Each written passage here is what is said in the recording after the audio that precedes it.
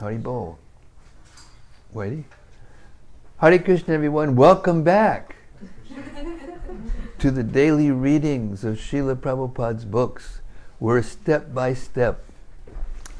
We're going through the history of the universe together and becoming more and more knowledgeable and blissful and capable of tolerating the onslaughts of the Kali Yuga without going stark raving mad. Hare Krishna, welcome aboard.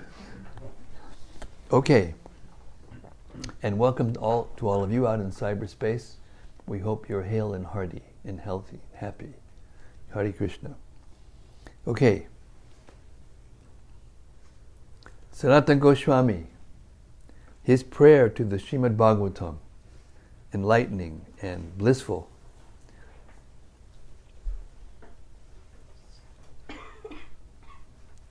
Called Srimad-Bhagavata Mahima Stotram.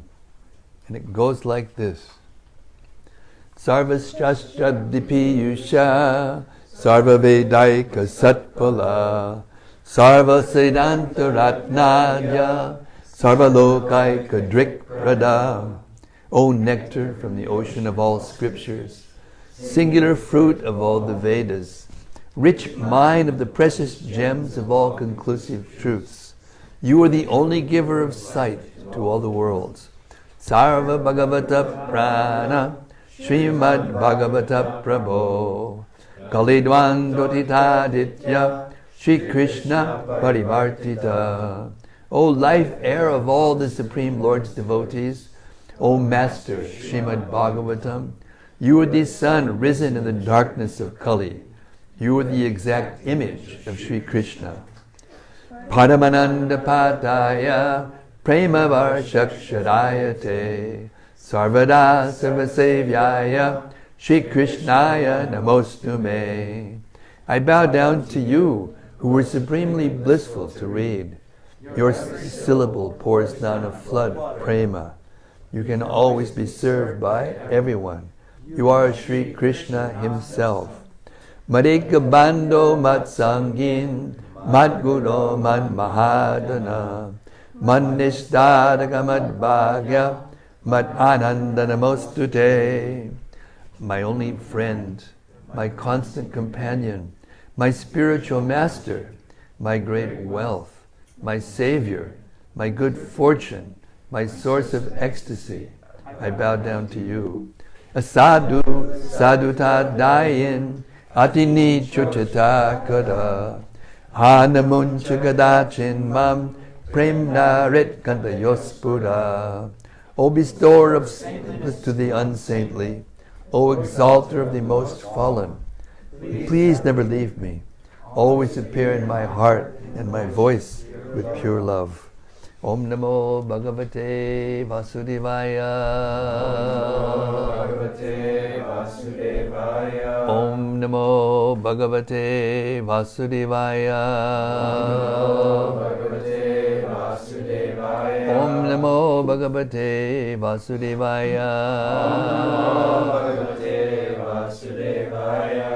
Well, in case anyone doesn't know about how Lord Shiva feels about Krishna, here it is.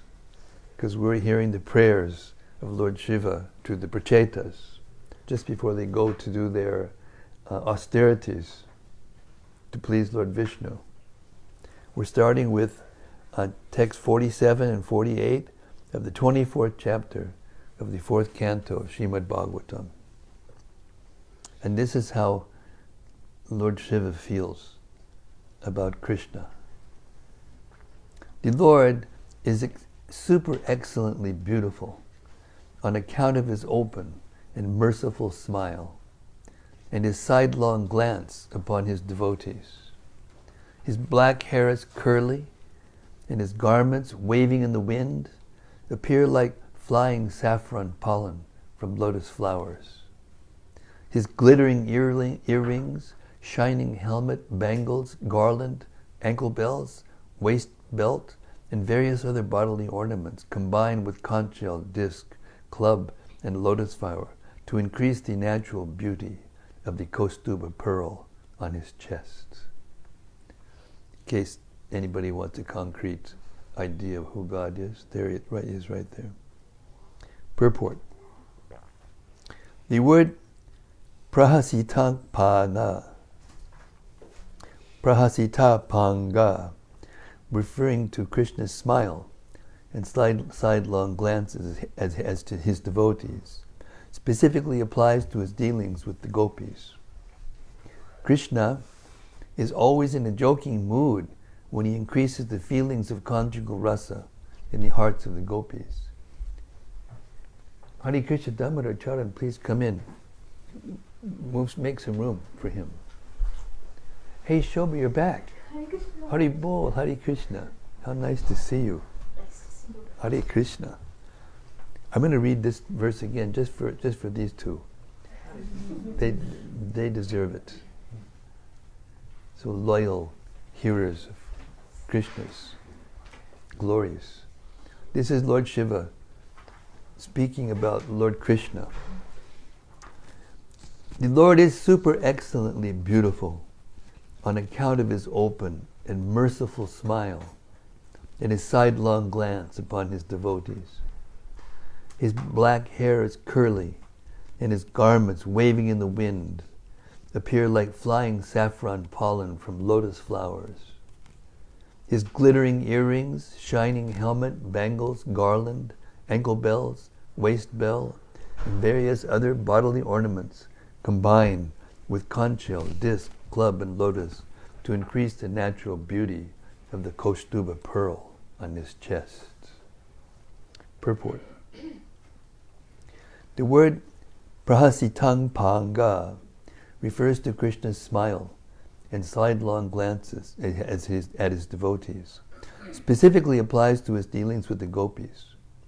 Krishna is always in a joking mood when he increases the feelings of conjugal rasa in the hearts of the gopis. The conch shell, club, disc, and lotus flower can be held by either held in his hands or seen on the palms of his hands.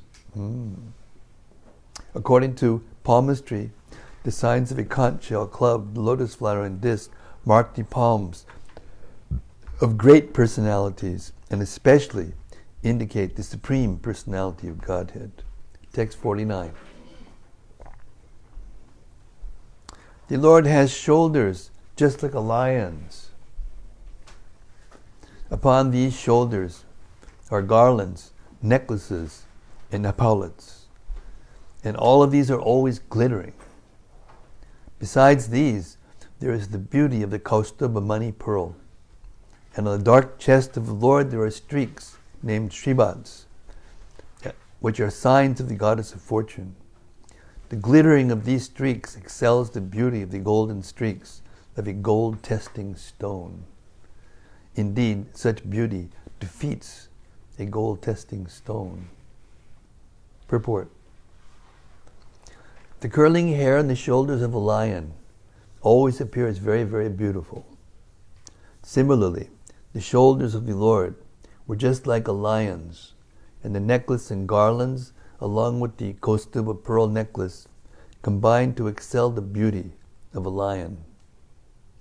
The chest of the Lord is streaked with Shrivats lines, the sign of the goddess of fortune. Consequently, the Lord's chest excels the beauty of a testing stone for gold. The black siliceous stone, on which gold is rubbed to test its value, always looks very beautiful, being streaked with gold lines. Yet the chest of the Lord excels even such a stone in beauty. Text 50. The Lord's abdomen is beautiful due to 3 ripples in the flesh. Being so round, his abdomen resembles the leaf of a banyan tree, and when he exhales and inhales, the movements of the ripples appears very, very beautiful. The coils within the navel of the Lord are so deep that it appears that the entire universe sprouted out of it, and yet again wishes to go back. Purport. The whole universe is born out of the lotus stem which sprouted from the navel of the Lord. The navel of the Lord is so deep and coiling that it appears that the whole universe again wants to withdraw into the navel, being attracted by the Lord's beauty. The Lord's navel and the ripples on his belly always increase the beauty of his bodily features. The details of the bodily features of the Lord especially indicate the personality of Godhead. Impersonalists cannot appreciate the beautiful body of the Lord, which is described in these prayers by Lord Shiva. Although the impersonalists are always engaged in the worship of Lord Shiva, they are unable to understand the prayers offered by Lord Shiva to the bodily features of Lord Vishnu.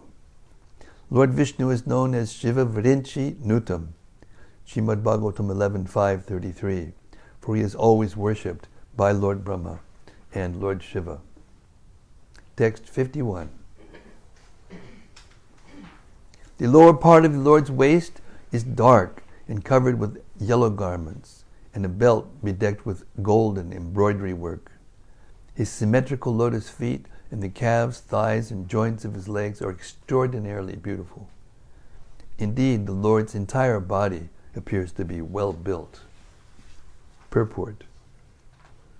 Lord Shiva is one of the 12 great authorities mentioned in Srimad-Bhagavatam 6.3.20. These authorities are Swayambhu, Narada, Shambhu, Kumara, Kapila, Manu, Prahlad, Janaka, Bhishma, Bali, Vyasaki, or Shukadev Goswami, and Yamaraj. The impersonalists who generally worship Lord Shiva should learn of the transcendental Satchidananda Vigraha of the Lord. Here Lord Shiva kindly describes the details of the Lord's bodily features. Thus the impersonalist's argument that the Lord has no form cannot be accepted under any circumstance. Text 52. My dear Lord, your two lotus feet are so beautiful that they appear like two blossoming petals of the lotus flower which grows during the autumn season. Indeed, the nails of your lotus feet emanate with such great effulgence that they immediately dissipate all the darkness in the heart of the conditioned soul. My dear Lord, kindly show me that form of yours, which always dissipates all kinds of darkness in the heart of a devotee. My dear Lord, you are the supreme spiritual master of everyone. Therefore, all conditioned souls covered with the darkness of ignorance can be enlightened by you as their spiritual master. Purport. Lord Shiva has thus described the bodily features of the Lord authoritatively. Now he wants to see the lotus feet of the Lord. When a devotee wants to see the transcendental form of the Lord, he begins his meditation on the Lord's body by first looking at the feet of the Lord. Srimad-Bhagavatam is considered to be the transcendental sound form of the Lord. And the 12 cantos are divided in accordance with the transcendental form of the Lord. The first and second cantos of Srimad-Bhagavatam are called the two lotus feet of the Lord. It is therefore suggested by Lord Shiva that one should first try to see the lotus feet of the Lord. This means that if one is serious about reading Srimad-Bhagavatam, he must begin by seriously studying the first and second cantos. The beauty of the lotus feet of the Lord is compared to the petals of a lotus flower which grows in the autumn season. By nature's law, in autumn, the dirty or muddy waters of rivers and lakes become very clean. At that time, the lotus flowers growing in the lakes appear very bright and beautiful. The lotus flower itself is compared to the lotus feet of the Lord, and the petals are compared to the nails of the feet of the Lord. The nails of the feet of the Lord are very bright, as Brahma Samhita testifies. Ananda Chinmaya said Ujjvala Vigrahasya. Every limb of the transcendental body of the Lord is made of Ananda, Chinmaya, Sad, Ujjvala. Thus every limb is eternally bright. As sunshine dissipates the darkness of this material world, the effulgence emanating from the body of the Lord immediately dries up the darkness in the heart of the conditioned soul.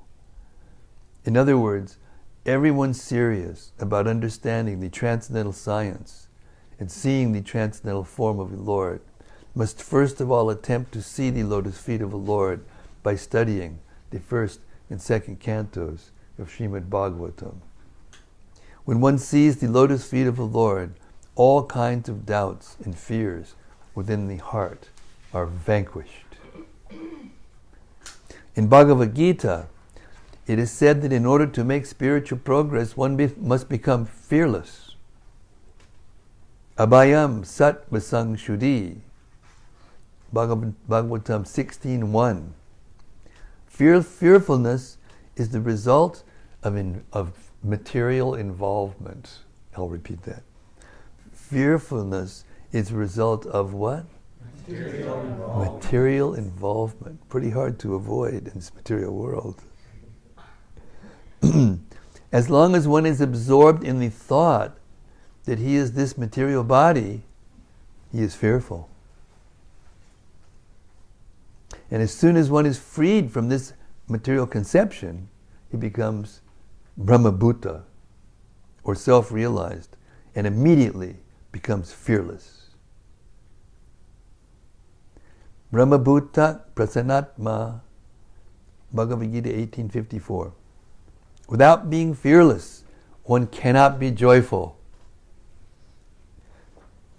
The bhaktas, the devotees, are fearless and always joyful because they are constantly engaged in the service of the lotus feet of the Lord. It is also said, Evam prasanna manaso bhagavad bhakti yogataha bhagavad tattva vijnanam mukta sangasya jayate. Bhagavatam 1:2-20.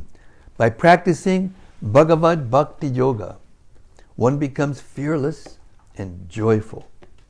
Unless one becomes fearless and joyful, he cannot understand the science of God.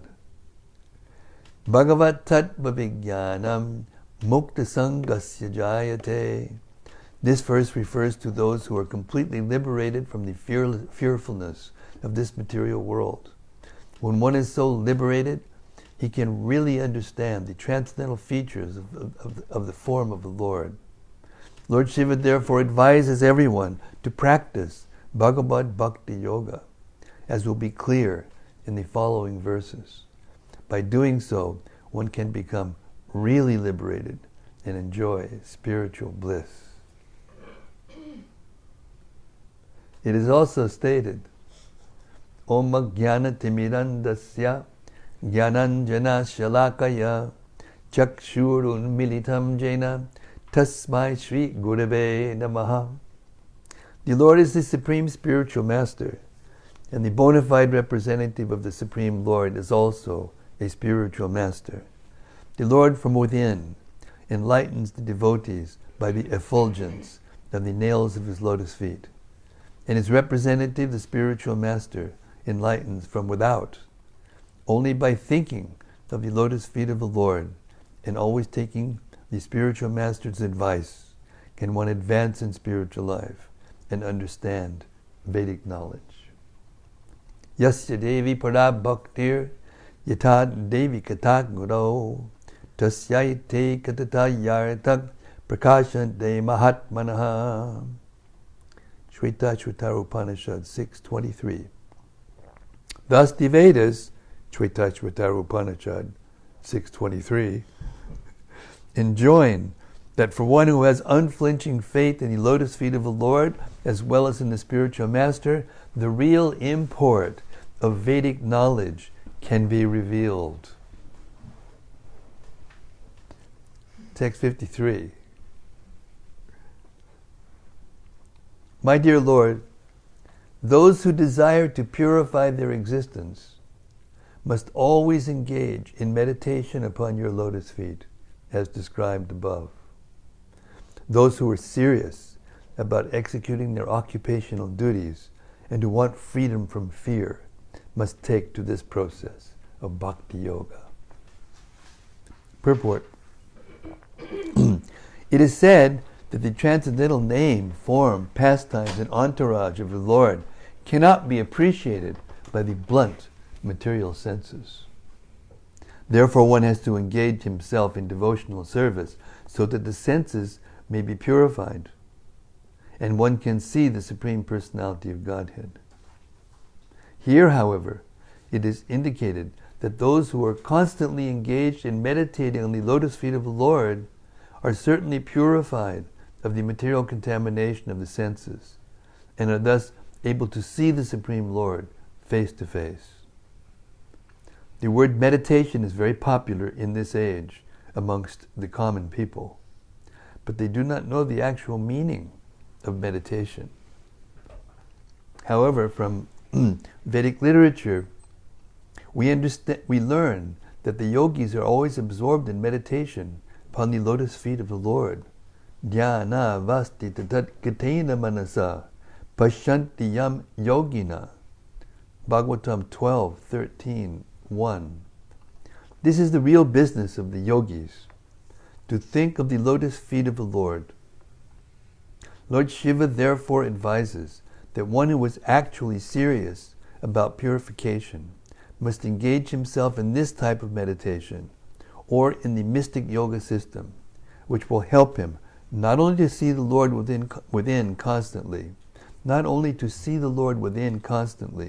but to see him face to face and become his associate in Vaikuntha Loka or Goloka, Vrindavan. Srila Prabhupada ki jai. What purports? Eh? The word swadharmam, as in swadharmam anutishtatam, indicates that the system of varnashrama, which indicates the occupational duties of the Brahmana, Kshatriya, Vaishya, and Shudra, and which is the perfect institution for humanity, must be supported by bhakti yoga if one at all wants security in life. Generally, people think that simply by executing the occupational duties of a Brahmana, Kshatriya, Vaishya, or Shudra, or the duty of a brahmachari, grihastha, vanaprastha, or sannyasi, one becomes fearless or securely attains liberation. But factually, unless these occupational duties are accompanied by bhakti yoga, one cannot become fearless.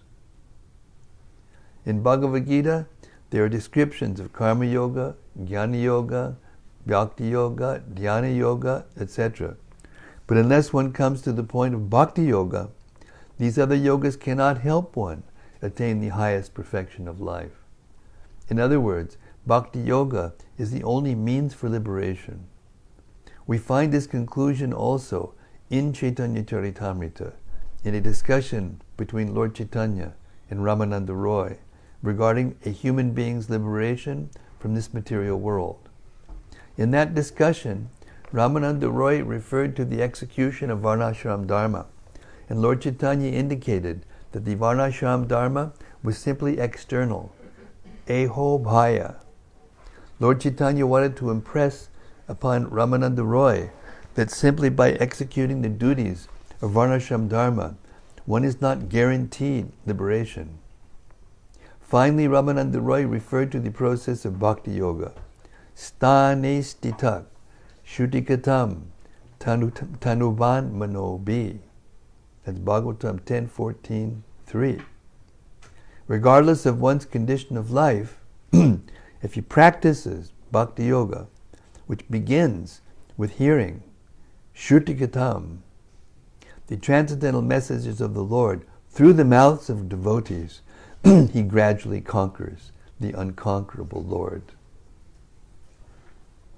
God is known to be unconquerable, but one who submissively hears the words of a self-realized soul conquers the unconquerable. I got to hear that one again. God is known to be unconquerable, but one who submissively hears the words of a self-realized soul, conquers the unconquerable. Hey, Hare Krishna. Krishna Bhagavan. This process will help the devotee conquer the unconquerable, Supreme Personality of Godhead, and become his associate after giving up the material body. Hare Krishna. Have you ever noticed how Prabhupada's words and the words of the Bhagavatam, they don't leave you any room for doubt or wiggle room to get out of the truth. It's right there, and if you just submit, you just get lifted up and become happy immediately without further ado.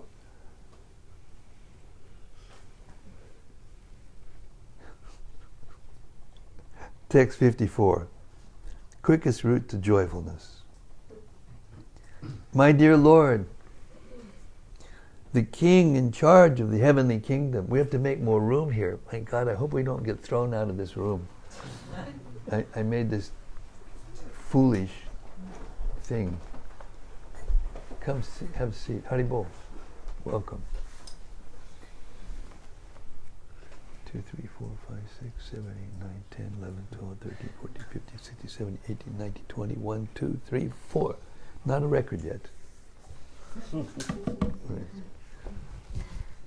2 more seats, 26. I think the record is 30 so far. Okay. Krishna is all attractive. My dear Lord, the King in charge of the heavenly kingdom is also desirous of obtaining the ultimate goal of life, devotional service. Similarly, you are the ultimate destination of those who identify themselves with you, Aham, Brahmasmi. However, it is very difficult for them to attain you, whereas a devotee can very easily attain your lordship. Purport. As stated in Brahma Samhita, Vedeshu Durlabham Adurlabham Atma Bhaktao 533.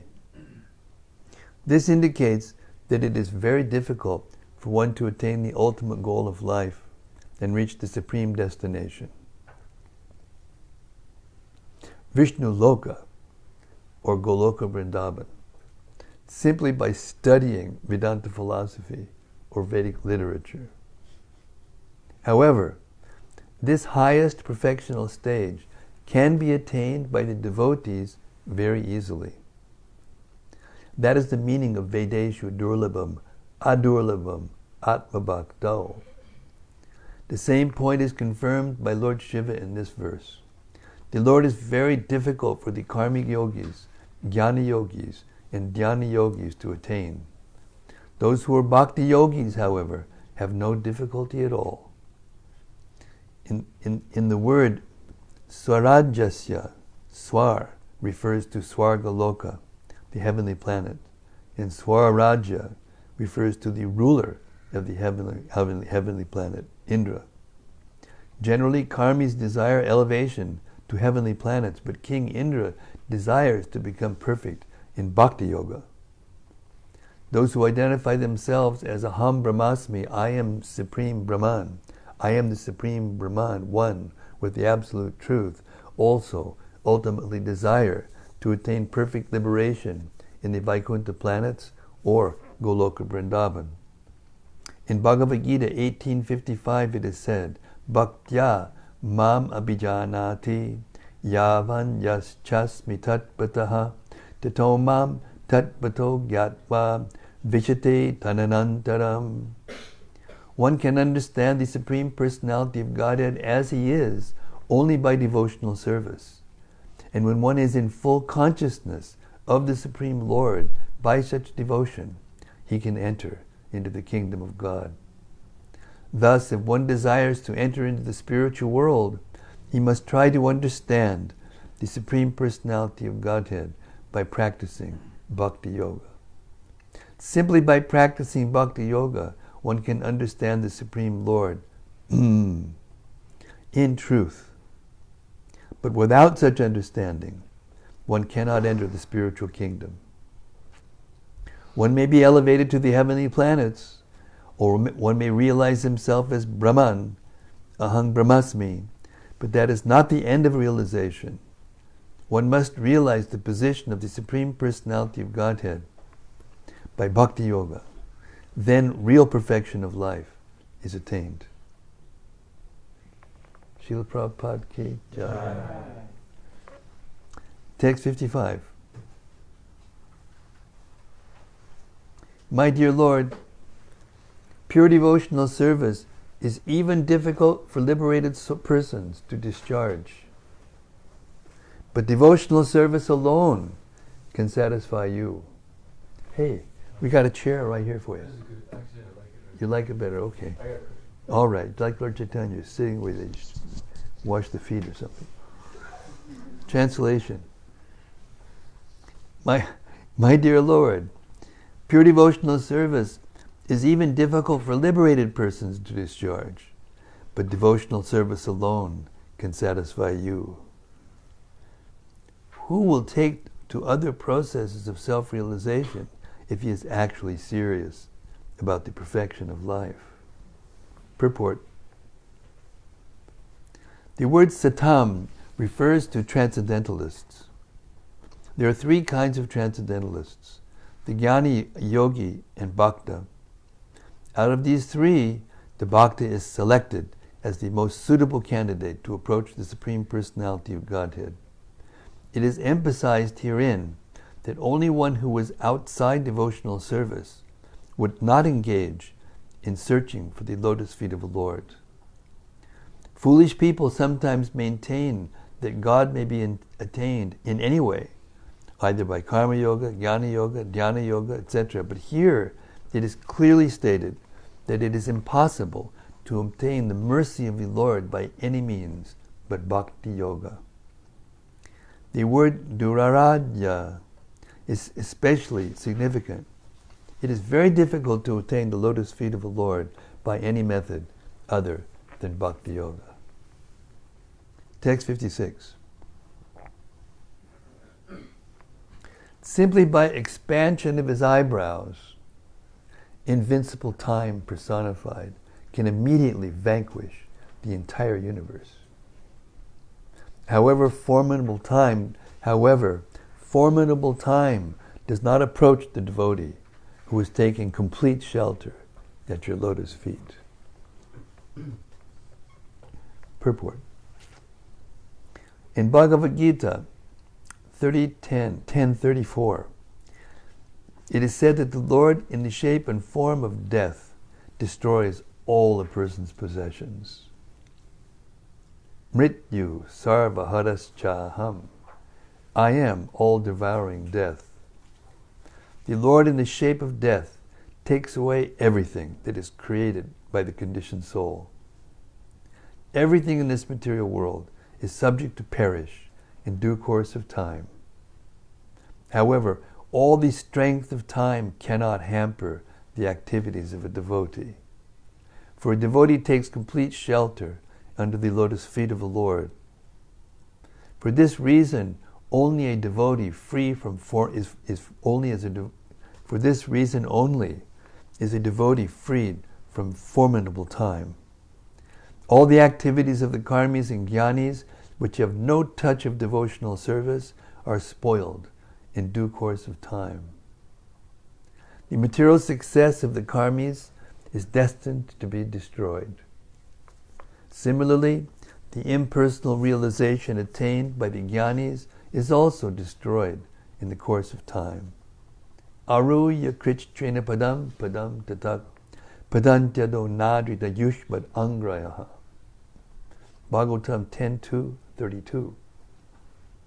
To say nothing of the karmis, the jnanis undergo severe austerities to attain the impersonal Brahmajyoti, but because they do not find the lotus feet of the Lord, they fall down again into this material existence. Unless one is fully situated in unalloyed devotional service, there is no guarantee of liberation. Even if one is elevated to the heavenly planets or to the impersonal Brahman effulgence.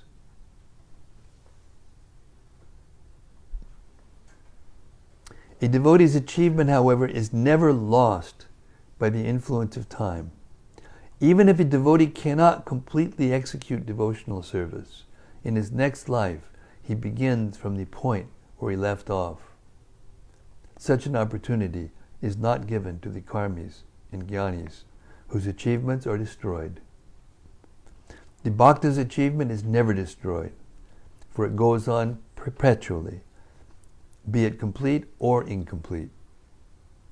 This is the verdict of all Vedic literatures. Suchinam Shrimatam Gehe Yoga Brashto Bijayate. Bhagavad Gita 6:41. If one is unable to complete the process of bhakti yoga, he is given a chance in his next life to take birth in a pure family of devotees or in a rich family.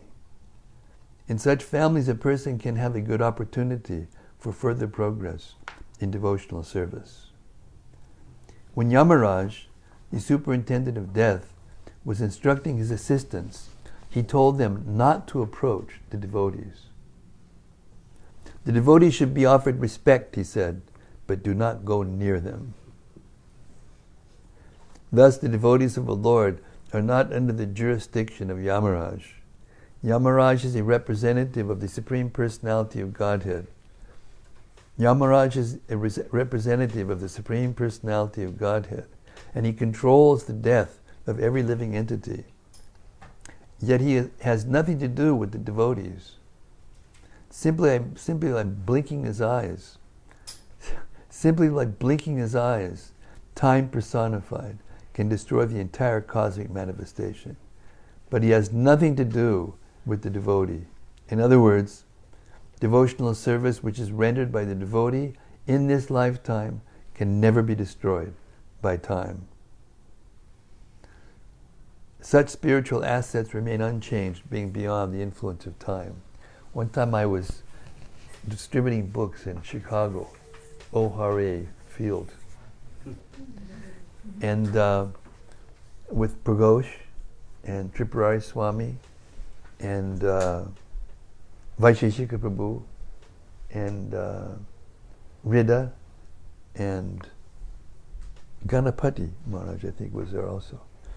And one of the devotees, I don't remember who, it may have been Pragosh, there was a person who came and he looked kind of helpless, and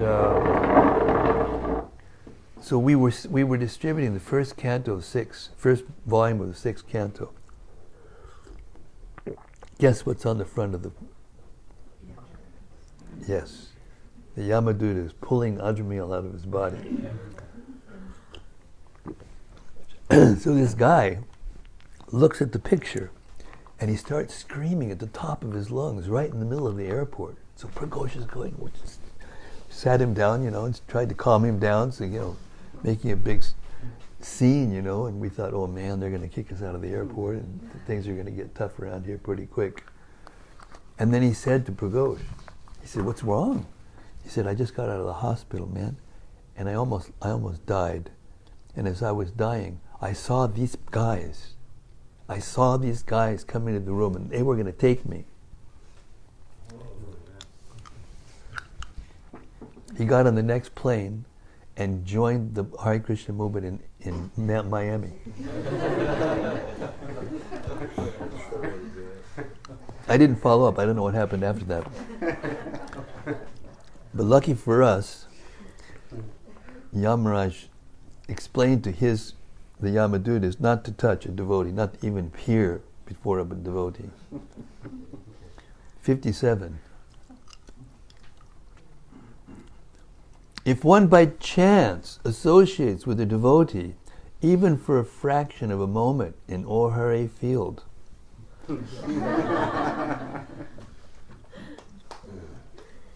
he is no longer in subject to attraction by the results of karma or jnana.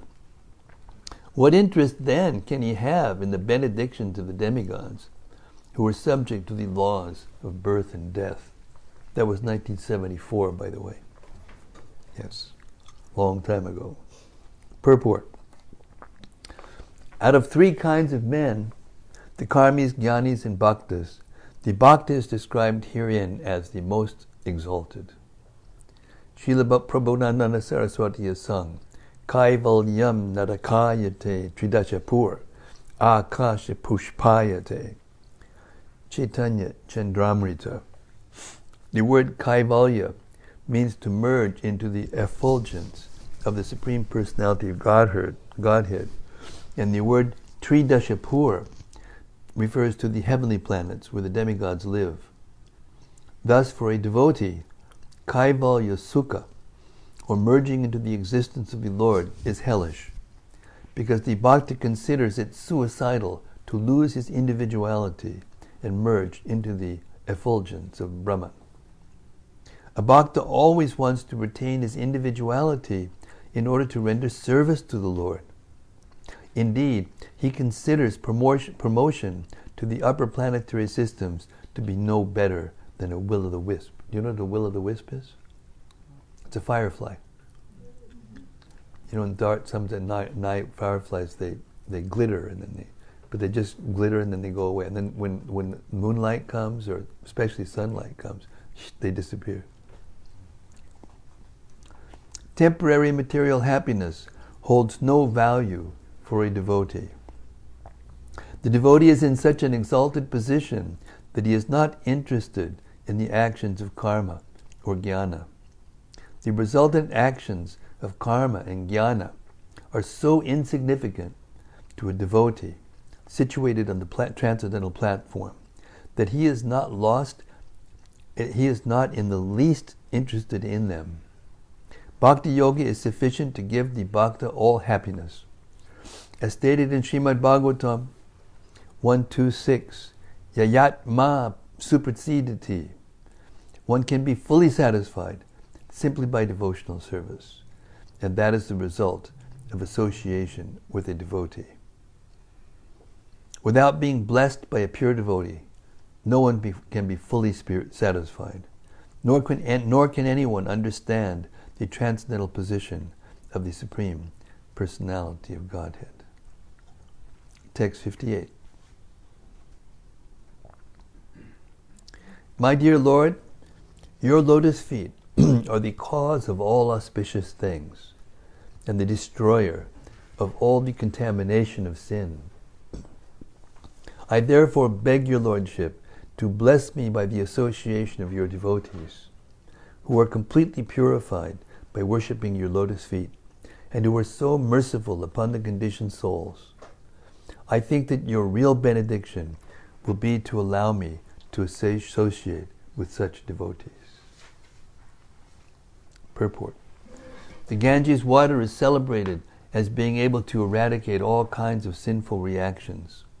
In other words, when a person takes his bath in the Ganges, he becomes freed from all life's contaminations.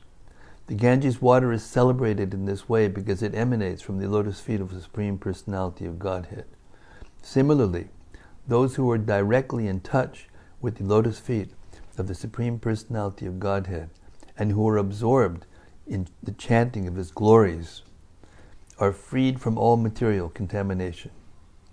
Such unalloyed devotees are able to show mercy to the common conditioned soul. Srila Vrindavan Das Thakur has sung that the devotees of Lord Chaitanya are so powerful that each one of them can deliver a universe. In other words, it is the business of devotees to preach the glories of the Lord and deliver all conditioned souls to the platform of Shuddha Sattva, pure goodness. Here the word Susattva means Shuddha Sattva, the transcendental stage beyond material goodness.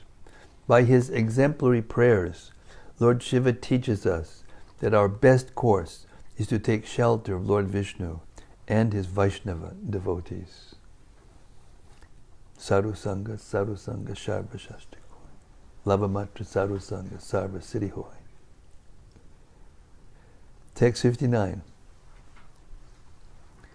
The devotee whose heart has been completely cleansed by the process of devotional service and who is favored by Bhakti Devi does not become bewildered by the external energy, which is just like a dark well.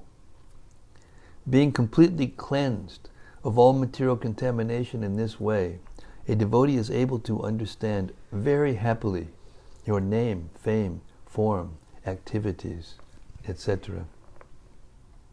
Purport. As stated in Srimad-Bhagavatam 3:25, Satam prasangan manavirya sangvido bhavanti rit karna rasayana kataha tadjoshanat ashapavargavartmani shadha ritir bhakti anukramishati. Very famous verse. Simply by the association of pure devotees can one understand the transcendental name, fame, quality, and activities of the Supreme Personality of Godhead. Sri Chaitanya Mahaprabhu has repeatedly said, Sarusanga, Sarusanga, Sarva Shastra Koi, Lavamatra Sarusanga, Sarva Siddhi Hoy. Simply by associating with the pure devotee, one becomes wonderfully advanced in Krishna consciousness. Sarusanga, or association with a devotee, means always engaging in Krishna consciousness by chanting the Hare Krishna mantra and by acting for Krishna. Specifically, chanting the Hare Krishna mantra purifies one, and this chanting is therefore recommended by Sri Chaitanya Mahaprabhu, Cheto Darpanamarjanam. By chanting the names of Krishna, the mirror of the heart is cleansed, and the devotee loses interest in everything material, external. When one is influenced,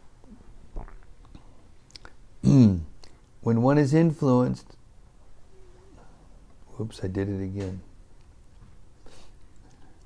Oh, got it. When one is influenced by the external energy of the Lord, his heart is impure. When one's heart is not pure, he cannot see how things are related to the Supreme Personality of Godhead. Idam hi vishwam bhagavan ivetara, Bhagavatam 1:5-20. He whose heart is purified can see that the whole cosmic manifestation is but the Supreme Personality of Godhead. But he whose heart is contaminated sees things differently. Therefore, by satsanga, or association with devotees, one becomes perfectly pure in heart. One who is pure in heart is never attracted by the external energy, which urges the individual soul to try to dominate material nature. The pure heart of a devotee is never disturbed when he executes devotional service in the form of hearing, chanting, remembering, etc. In all, there are 9 processes one can follow in the execution of devotional service. In any case, a pure-hearted devotee is never disturbed. The Bhakti Yoga process must be carried out by avoiding the 10 offenses one can commit while chanting the Mahamantra and the 64 offenses one can commit while worshipping the deity. When a devotee strictly follows the rules and regulations, Bhakti Devi becomes very much satisfied with him, and at that time he is never disturbed by anything external. A devotee is also called a muni. The word muni means thoughtful. A devotee is as thoughtful as a non-devotee is speculative. That's a classic Prabhupada. A devotee is as thoughtful as a non-devotee is speculative. I'll read that again. This is really nice stuff. A devotee is as thoughtful as a non-devotee is speculative. So, we're not after any blind followers. Prabhupada said we should become independently thoughtful. Means, unless you're independently thoughtful, you can't actually surrender. You can't surrender just by a rule or a regulation or being told, being forced. You have to actually voluntarily surrender. And that can't be done by speculating. A devotee is as thoughtful as a non-devotee is speculative. The non-devotee's speculation is impure, but a devotee's thoughts are pure. You notice there's not one word ever in his purports where he said maybe, perhaps. It's just not there. I think, never, not one word in the whole 18,000 verses, purport, where you see those words.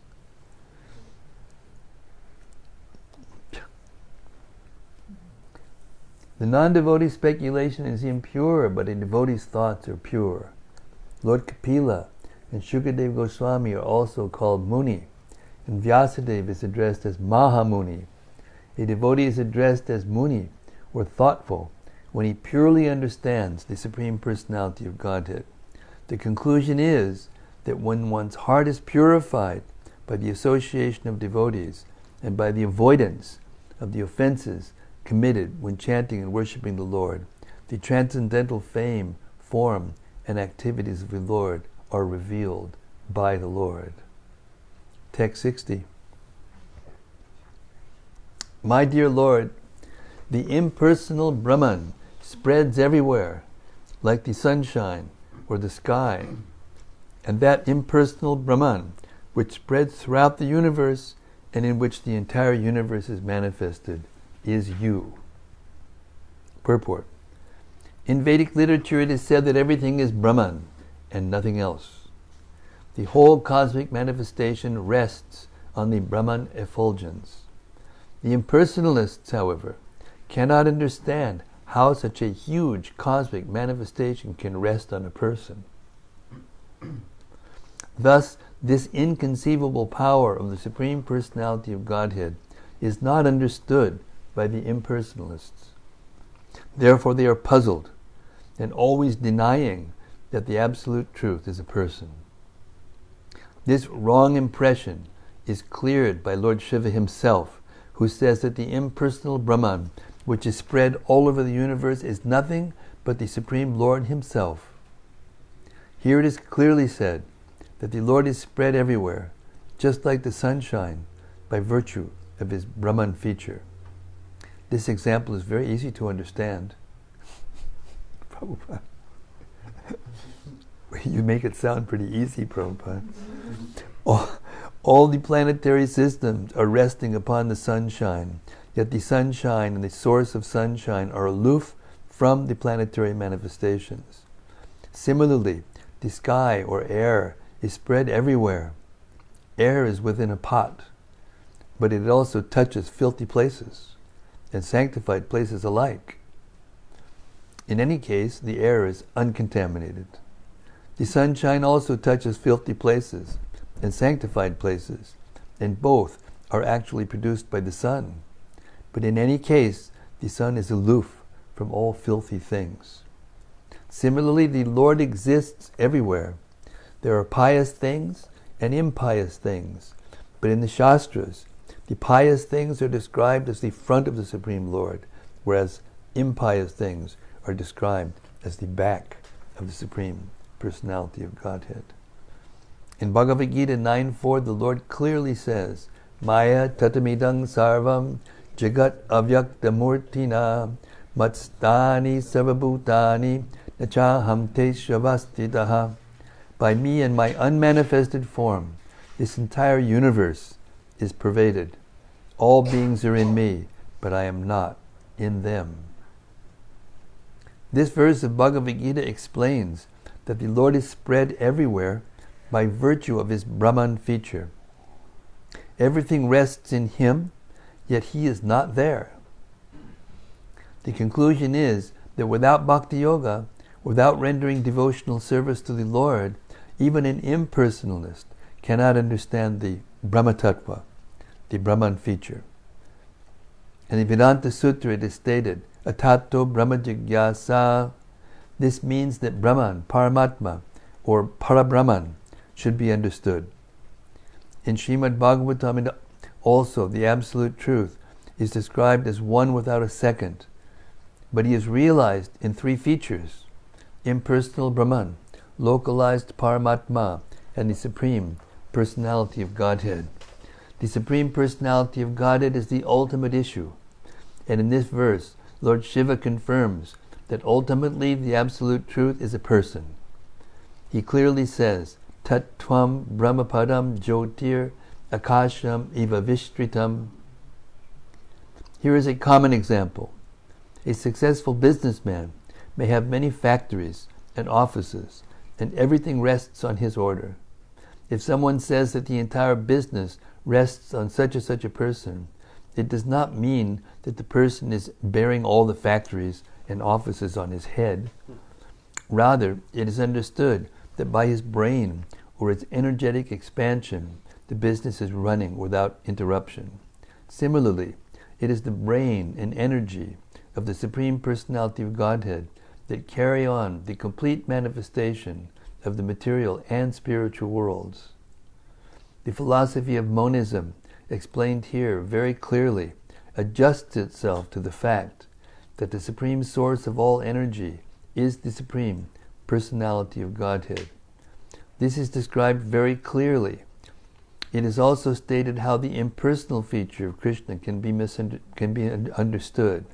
Rasoham apsakonteya prabhasmi shashishur yayaho pranavak sarvavedeshu shabdike parusham rishu. O son of Kunti, Arjuna, I am the taste of water, the light of the sun and moon, the syllable Om in the Vedic mantras. I am the sound in ether and ability in man. In this way, Krishna can be understood as the mystic power in everything. Hare Krishna. Srila Prabhupada ki jai. So we'll stop our reading for today there. Try to relish what we just heard, which was so beautiful and direct and brilliant and deep and effulgent. Yes.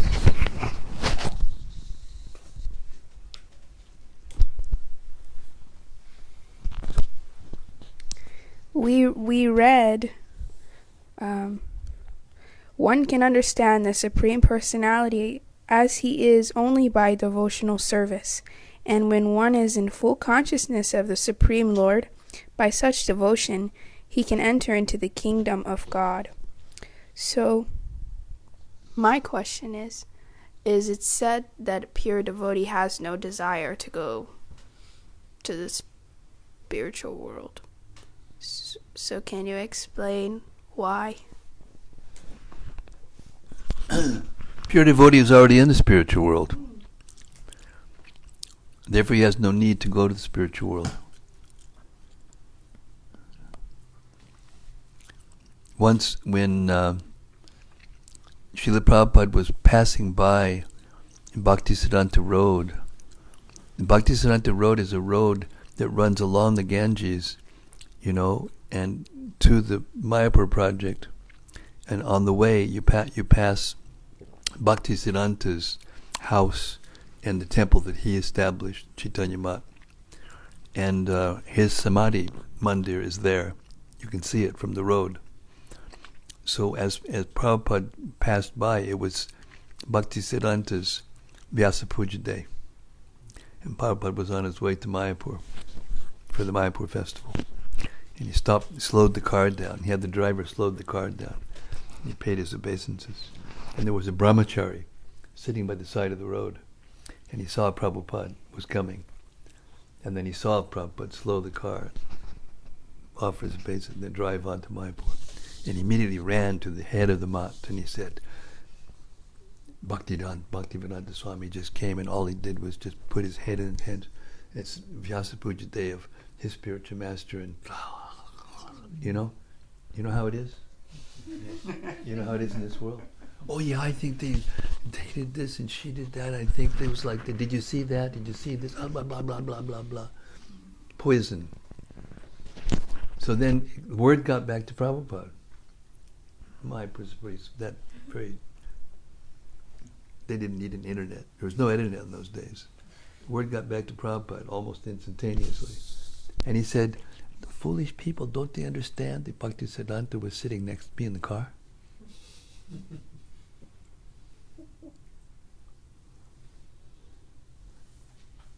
So that's a pure devotee. He's always with the spiritual master because he's always thinking about him and always doing whatever he does for him. And therefore, Krishna is so pleased that he stays. I mean, Krishna is in the heart of everyone, but Krishna isn't manifest in the heart of everyone. But when one keeps one's spiritual master and Krishna thinking all the time and serving and thinking and serving and praying and wanting to be, and whatever you do, if you're cleaning a floor, if you're cooking a meal, if you're managing whatever, you're distributing books, editing, whatever you're doing, if you are thinking of your spiritual master in love and offering it to through him, your service to Krishna, then Krishna, he manifests himself in your heart.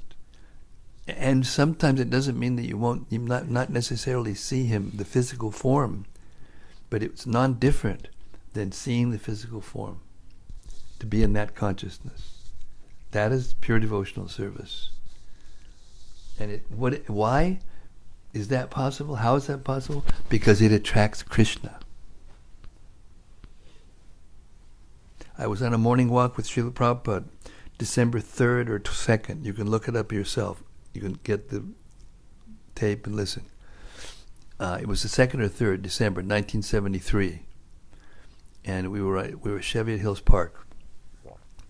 And Prabhupada, there was quite a few devotees there, and we were all juggling, trying to get close to Prabhupada and hear what he was saying and everything. And at one point I got fairly close, and I decided I've got to ask Prabhupada a question. So I said, Srila Prabhupada, and he stopped. And then I went, Srila Prabhupada. And he looked at his, secretary who was carrying the recorder, and he said, what did he say? And I tried again, Srila Prabhupada. And finally I got it out. Srila Prabhupada, is the pure devotee more merciful than Krishna? And he looked right in my eyes and he smiled like this. Oh yes. And I just kind of like melted into the sidewalk. And then he started talking about Arjuna and how, Arjuna wanted to save them, but Krishna wanted to kill them. And then he when this was 1973, so we were a long ways from the 9th canto. I mean, that didn't come out until years later. But he started talking about Durvasa Muni and Maharaj Ambarish, and how Durvasa Muni offended Maharaj Ambarish and then got, chased with the Sudarshan Chakra, and finally went to all these big personalities in the heavenly planets, and nobody said, nothing we can do. This is the Sudarshan Chakra, don't get near me, we don't get burned. And then he finally went all the way to the spiritual world. This is a big mystic yogi, Durvasa Muni. He's an incarnation of Shiva. And then he went to Vishnu personally, and he said, please, give me some help. So I made a big mistake, so please forgive me. And he said, nothing I can do. You have to go back, and you have to follow the feet of Maharaj Ambarish. And all the time he was doing that, which is a year almost, Maharaj Ambarish was sitting there, standing like this, just waiting for an opportunity to beg forgiveness for his offense. And that power completely defeated this big mystic yogi who could do mystical things that you can't imagine. I'm sitting there and he's smiling at me and saying all these things, and I just, what can I say? I was never the same after that. This is the power of devotional service. It isn't like that kind of power, It is humility. It is unlimited humility. And one time I was putting the chandan on Prabhupada's head in New York, 1976. And I'd never done it before until Malkrishna Maharaj just handed me the thing out of the blue, I was usually in the back doing all the management kind of stuff. He handed it to me and said, you put this in. I said, oh no. And I walked, there was the steps up to the Vyasasana, and I walked gingerly, and there was Prabhupada sitting there. And I, was very careful because it was made not quite right, a little watery, around the edge. So I had to make sure that it didn't get wet and watery and, drip into his eyes, and I put the very carefully here and here, and then very carefully here and here. I didn't put not inside the tilak, and I kind of stepped back and looked, and Prabhupada looked up to me like this, and he went, "Oh, thank you so much." And it was like a 5-year-old. I swear to you, it was like a 5-year-old. And there was so much love coming from him that it just knocked me. I mean, I almost fell on the that would be like me to fall on the floor. But I didn't. It was too much. Too much love. And then we went out to Girinagri, and when he came off the bus, I was there to put a garland on his neck. And then I ran ahead of him, carrying all the different things that he sat on in the bus, and no one would help me. This is typical. They all wanted to walk with Prabhupada, And there's a famous picture. There's Prabhupada and Tamal Krishna Mars and Adi Keshava and Hari Sari and this, and they all got this big grin on their face. You know what they're laughing at? They were laughing at me, trying to carry all these things in front of them without dropping them, because they belonged to Prabhupada. And I went to the room where I had dressed it up and fixed it for him. And I just luckily got everything in place, and he came in, and he looked around and he said, "Who has done this?" And I don't remember who said, but he said, "Keshav Bharti did it." And he looked and he said, "Oh, very nice." Just that, it was too much. And then that next morning, and there was only a few of us because he was recuperating his health. This is 76. And, I got the privilege of chanting Guru Puja directly to Prabhupada with not that many other people in the room, maybe 15. And I just poured my heart out to Prabhupada, and he looked at me and went like that, like I should do the Prema Dhwani. So I did the Prema Dhwani prayers, and everyone else was on the ground, and I was standing up, saying the Prema Dhwani, when Prabhupada looked me right in the eye and he went, "Jai." And you wonder why I'm sitting here? That's why. That's it. So these things are inconceivable. But as I was saying to somebody the other day, what's his name? What was the name of the boy that came? Sean was his name. Oh, thanks. And, he was very nice, and we had a nice conversation. And I forgot what I was going to say. Hare Krishna. Oh yes, this is how it happens. That we are on this planet only 500 years after Lord Chaitanya chanted Hare Krishna on this planet. 500 years in relationship to the day of Brahma is nothing. And we're hearing these things and associating with Prabhupada only 11 persons removed. We're hearing it only 11 persons removed from mouth to ear, mouth to ear, mouth to ear. And therefore it's still very powerful, even though we're so dull and so conditioned that we can't taste it fully. But even just a drop of it is enough to change us forever. And therefore it said in the purports, it said even if we don't perfect our devotional service, anything we do in devotional service is eternally to our benefit. It is not possible to ever be unsuccessful in devotional service. And when we begin to see that, then our hearts light up. And there's no more unhappiness, even if we're in pain, even if there's so many setbacks, even there's so many problems in this material world. And in this material world, right now, it's an ocean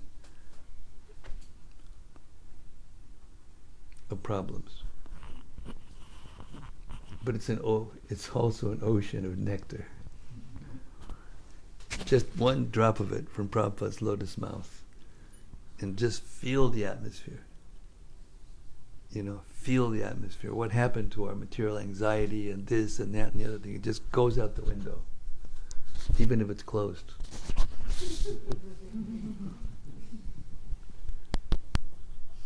Okay, Hare Krishna. I thought I would share that.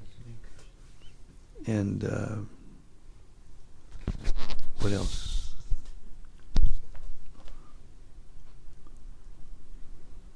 Yes, Bhakti Matthew. I guess it doesn't make it go either way. Yeah, I saw here that as well as by the process of devotional service also being favored by Bhakti Devi, one does not become bewildered by external energy. I was wondering, I understand that boiling and chewing on the leaves of tulsi are like offensive, but I also see that sometimes devotees pour water on top of tulsi, and that reminds me of how, like, we hear that watering the root is what you need to do, and watering a leaf doesn't really do anything. Is that no, I'm just wondering if it's like something, what is like watering the top of tulsi, is that something that we should be doing? I'm not trying to find faults. No, where does it go? Have you ever noticed the drop of water where it goes? Yeah, it goes down. It goes to the root. But it may be that one devotee may not be following the rules so strictly, but maybe he's trying to reach tulsi as fast as possible, as close as possible, and just puts there on the... Maybe they forget. But that forgetfulness is not offensive. Relative. Yeah, but to make tea out of tulsi to cure your disease or something like that, that's offensive because it's for my sense gratification. But you're serving tulsi, you're pouring tulsi, and okay, so you didn't go to the root, you went to here, but hey, she's transcendental. Her root and leaves and everything is all, spiritual, transcendental. That doesn't mean we don't try to take care of her, keep the mites off and everything, but it's not an offense. Devotional, Krishna accepts the love.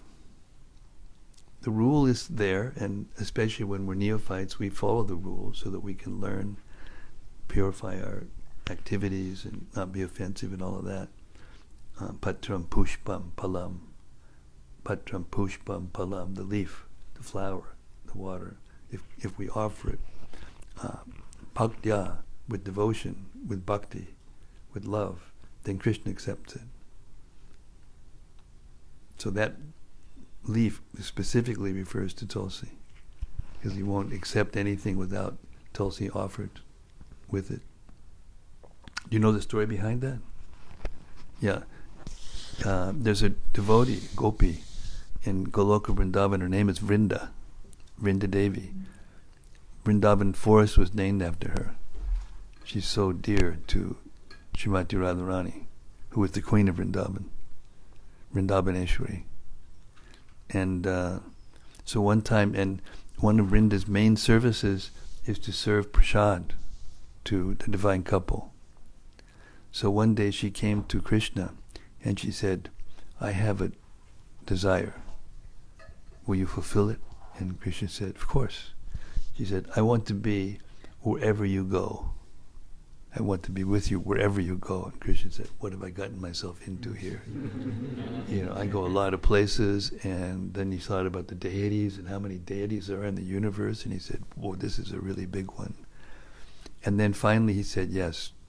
And he blessed her that she would take birth as the Tulsi and always be where there are devotees, deities of Krishna or Vishnu. Vrindayai Tulsi Devyai Priyayai Geshavasya Vishnu Bhakti Pradidevi Satyavajaya Namo Namaha. So he gave her that benediction. That's who Tulsi Devi is.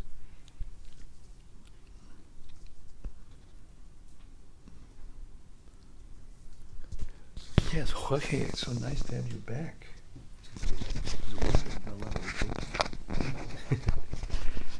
Maharaj, we were hearing a little bit earlier about we were reading a little bit about Bhakti Devi. You just mentioned the story about Tulsi Devi. We don't really hear much about the story about Bhakti Devi. I was wondering if you had any knowledge on the matter. I don't have any knowledge at all on any matter. Hare Krishna. Bhakti Devi is personified devotional service. So therefore, Bhakti Devi is another name for Radharani, and there's a personality also that's named Bhakti Devi. So devotional service springs from Radharani and Bhakti Devi, and we learn how to perform devotional service by watching carefully and following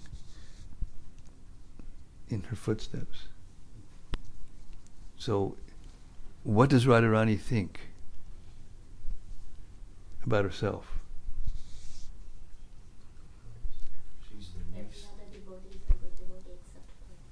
Not a good devotee. Every other living being is a devotee except for me. That's what she thinks. That is called Dainya, the ultimate platform of Dainya.